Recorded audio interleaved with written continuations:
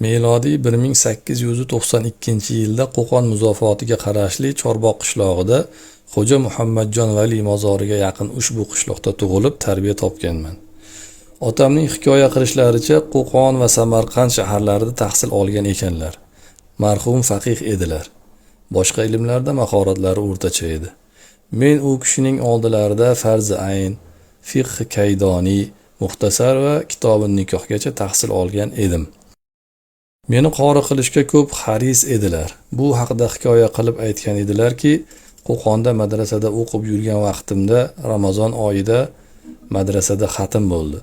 Bir qori yigit xatmga o'tdi. Nihoyatda xushovoz ekan.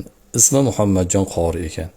Men Allohga ahd qilib shunday tiladimki, agar uylansam, Alloh menga o'g'il bersa, ismini Muhammadjon qo'yib qori qilaman deb. Alloh taolo talabimga muvofiq bir obro'li ulug' kishi meni madrasadan olib borib, qizini menga nikohlab berdi. Alloh taolo iroda qilgan ekan, sen vujudga kelding.